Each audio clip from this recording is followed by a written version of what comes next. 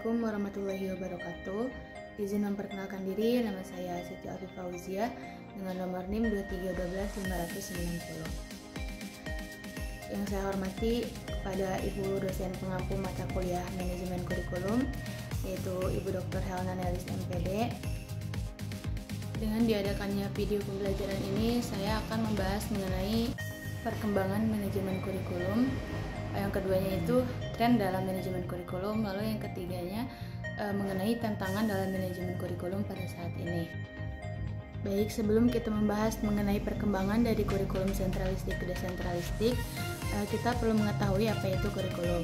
Jadi, kurikulum adalah perangkat rencana dan pengaturan mengenal tujuan, isi, dan bahan pelajaran, serta cara yang digunakan sebagai pedoman penyelenggaraan kegiatan pembelajaran untuk mencapai tujuan pendidikan tertentu. Kemudian, manajemen pengembangan kurikulum berkenaan dengan bagaimana kurikulum itu dirancang atau diimplementasikan dan dikendalikan oleh siapa, kapan, dalam lingkup mana, dan seterusnya. Nah, manajemen kurikulum juga menyangkut beberapa kebijakan.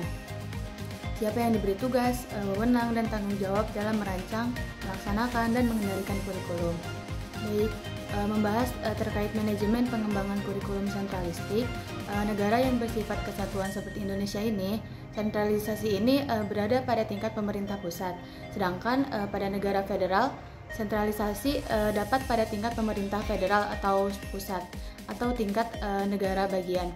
Dalam manajemen pendidikan kurikulum yang terpusat atau sentralistik, tugas, wewenang, dan tanggung jawab pengembangan kurikulum itu dipegang oleh pejabat pusat.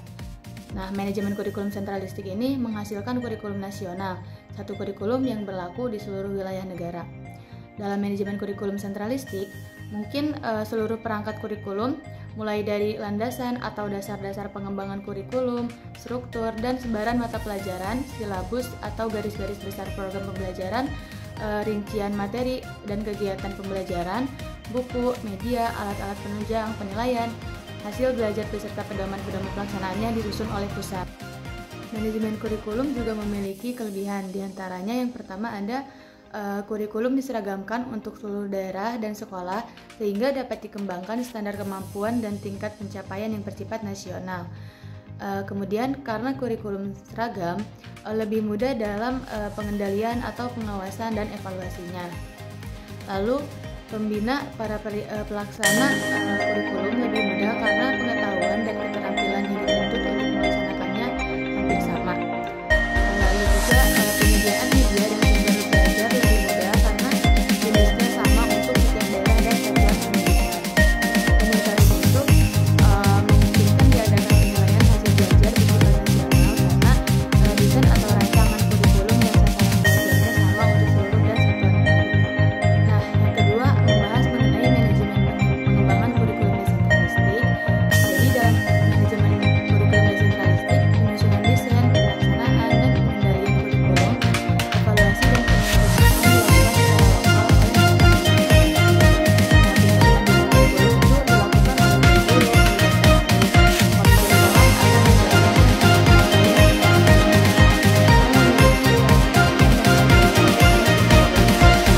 pengembangan kurikulum berbasis sekolah atau bisa disebut juga dengan School Based Curriculum Development atau SBCD yang dalam Peraturan Menteri Pendidikan Nasional Nomor 22 Tahun 2006 tentang standar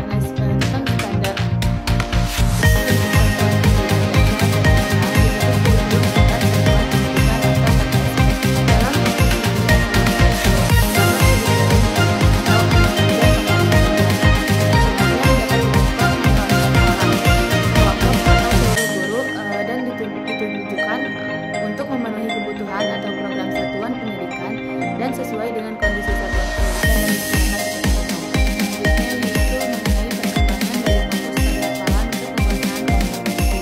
Perkembangan dari fokus pada hafalan untuk penguasaan kompetensi merupakan perubahan paradigma dalam dunia pendidikan. Berikut juga ada beberapa poin penting yang perlu kita ketahui. Yang pertama itu pergeseran paradigma dari hafalan ke pemahaman. Pendidikan tradisional seringkali menekankan hafalan, fakta, dan informasi. Kemudian pendidikan modern lebih fokusnya itu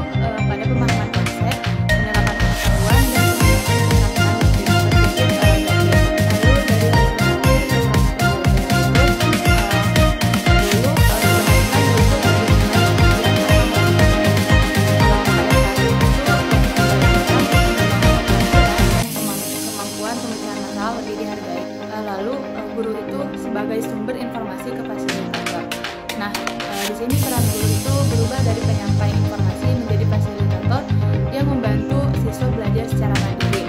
Kemudian siswa juga didorong untuk aktif mencari informasi, berkolaborasi, dan mengembangkan kreativitasnya. Lalu, mengapa penguasaan kompetensi itu penting? Karena kesiapan menghadapi tantangan dunia kerja dan kehidupan modern membutuhkan individu yang mampu beradaptasi, berpikir kritis, dan memecahkan masalah. Kemudian kompetensi memberikan bekal yang lebih baik untuk menghadapi tantangan tersebut. Menggunakan peran teknologi dan pembelajaran telah membawa perubahan signifikan dalam dunia pendidikan. Berikut ada beberapa aspek yang penting terkait hal tersebut. Yang pertama itu akses ke sumber belajar yang lebih luas. Kemudian pembelajaran yang lebih interaktif dan menarik. Lalu pembelajaran yang dipersonalisasi dan menggunakan keterampilan digital. Lalu kolaborasi dan komunikasi yang lebih baik, fleksibilitas dan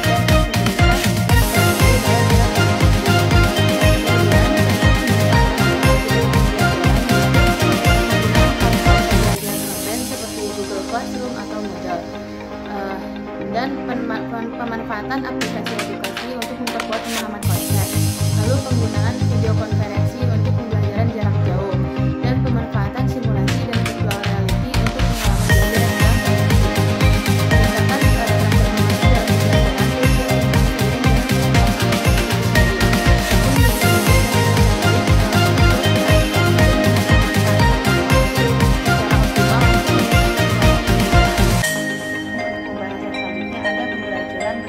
transformasi dalam pembelajaran atau disebut juga dengan adalah pendekatan pembelajaran yang menentukan siswa bukan dari proses belajar. Dalam pendekatan ini, siswa aktif terlibat dalam pembelajaran, membangun pengetahuan tersendiri dan mengembangkan keterampilan yang relevan. Nah, berikut juga ada beberapa aspek penting dari pendekatan pembelajaran berpusat pada siswa, yaitu ada peran guru sebagai fasilitator, ada keaktifan siswa, pembelajaran yang bermakna, pengembangan keterampilan, dan penilaian yang objektif.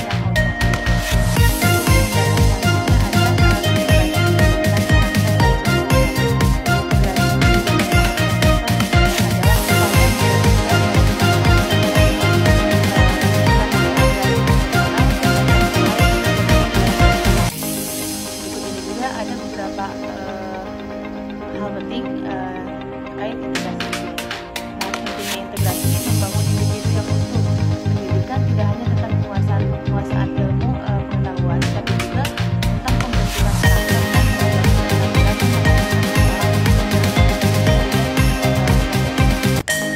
pelatihan tentang metode pembelajaran efektif, teknik komunikasi, dan manajemen kelas dapat membantu guru menciptakan lingkungan belajar yang kondusif. Dan soft skill yang dapat diintegrasikan dengan pendidikan karakter itu komunikasi yang efektif, keterbukaan dan kejujuran. Lalu kerjasama tim sebagai tanggung jawab dan saling menghormati. Lalu juga ada pemecahan masalah, kreativitas dan keteguhan. Ada kepemimpinan yaitu terkait integritas dan keberanian, dan manajemen waktu itu tentang disiplin atau perencanaan. Nah, kemudian mengenai kurikulum adaptif dan fleksibel, kurikulum adaptif adalah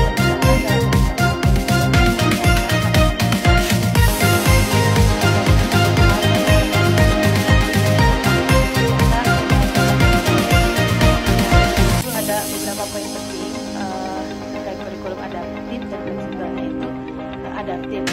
Adaptif itu kurikulum yang dirancang dapat disesuaikan dengan kebutuhan individu siswanya, termasuk gaya belajar, minat, dan kemampuan siswa.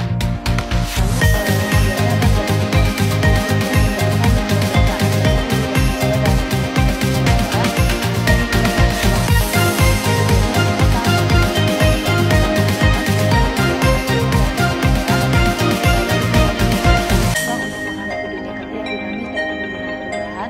ada lalu juga mengoptimalkan potensi setiap siswa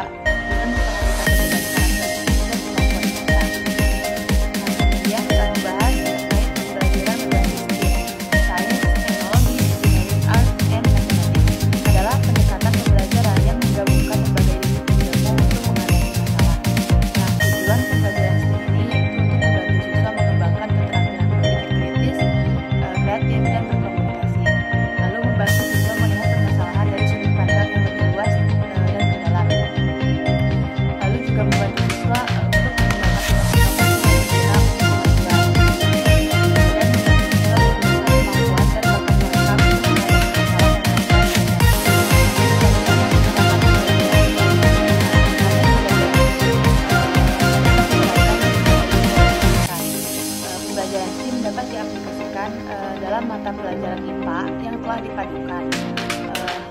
Dan juga pembelajaran STEAM dapat dilakukan secara berkelompok sehingga keterampilan kolaborasi dan komunikasi siswa itu berkembang. Komponen pembelajaran lalu kombinasi lebih dari satu mata pelajaran STEAM diajarkan dan dinilai secara bersamaan. Lalu lingkungan belajar yang kolaboratif dan berbasis proses dan fokus pada kehidupan nyata hubungan sosial emosional antar disiplin ilmu. Nah, membahas terkait blended learning dan hybrid learning adalah metode pembelajaran yang menggabungkan pembelajaran tatap muka dan daring. Nah, keduanya ini memiliki kelebihan dan kekurangannya masing-masing. Nah, metode pembelajaran blended learning itu menggabungkan metode tradisional dan modern. Kalau hybrid learning itu menggabungkan pembelajaran tatap muka, komputer, dan online. Lalu cara penyampaian dari blended learning ini yaitu menggabungkan belajar bersama dan belajar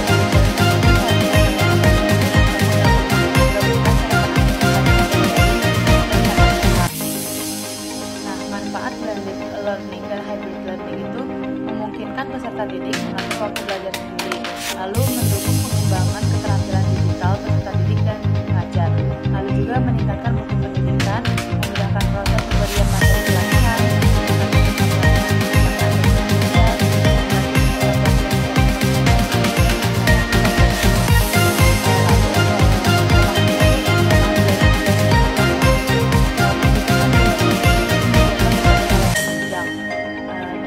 lalu juga rentan manipulasi dan pembelajaran menjadi monoton jika guru tidak memperhatikan pembelajaran inovasi.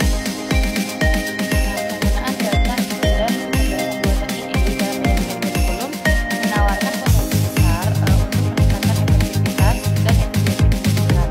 Nah, berikut juga ada beberapa hal yang utama terkait penggunaan data dan EA dalam manajemen kurikulum. Yang pertama itu ada analisis data untuk pengembangan kurikulum. Identifikasi kebutuhannya dari data berbagai sumber seperti hasil tes siswa, umpan balik guru, dan tren industri dapat dianalisis untuk mengidentifikasi kebutuhan dan contohnya ada implementasi ini dalam kurikulum,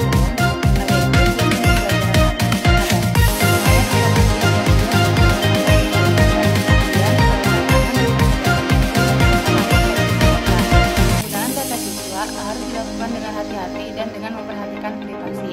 Kebijakan dan prosedur yang jelas harus diterapkan untuk melindungi data siswa. Nah, kualitas data sangat penting untuk efektivitas EA. Penting untuk memastikan bahwa data yang digunakan akurat, lengkap, dan transparan. Lalu,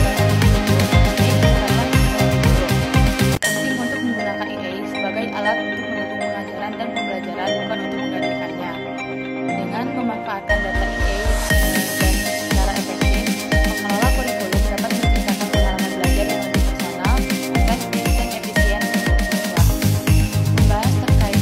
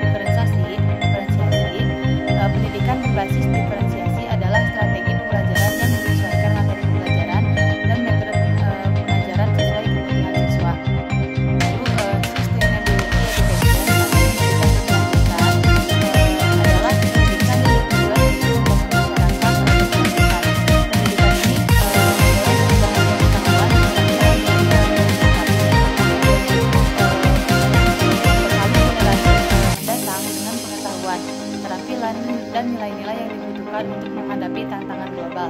Nah, konsep keberlanjutan ini adalah ambisi jangka panjang bagi manusia untuk hidup berdamping di bumi tanpa menguras sumber daya alamnya. Lalu, digital antara kelompok masyarakat tertentu. Nah, penyebab ketimpangan akses teknologi ini tuh faktor ekonomi seperti tingkat pendapatan, status pendidikan, status pekerjaan, jarak wilayah terhadap infrastruktur teknologi. Nah, dampaknya itu sulit mengakses informasi dan layanan digital, sulit mengikuti program pemerintah yang berbasis digital. Nah, upaya mengatasinya itu seperti apa sih? Nah, kita bisa membangun infrastruktur teknologi yang merata dan mendistribusikan perangkat digital ke sekolah-sekolah di daerah terpencil, meningkatkan pelatihan dan literasi digital untuk guru. Lalu pembahasan selanjutnya mengenai kesulitan implementasi kurikulum tersebut dapat disebabkan oleh berbagai faktor, keterbatasan sarana dan prasarana, kompetensi guru dan pilihan paradigma pembelajaran. Keterbatasan sarana dan prasarana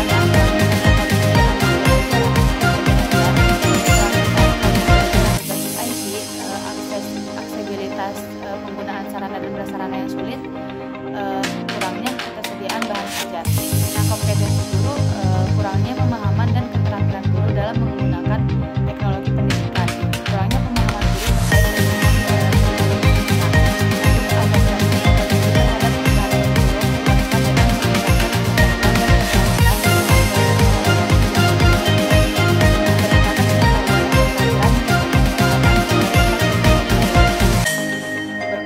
peran guru dalam pengembangan kurikulum itu, guru berperan sebagai implementer, developmentar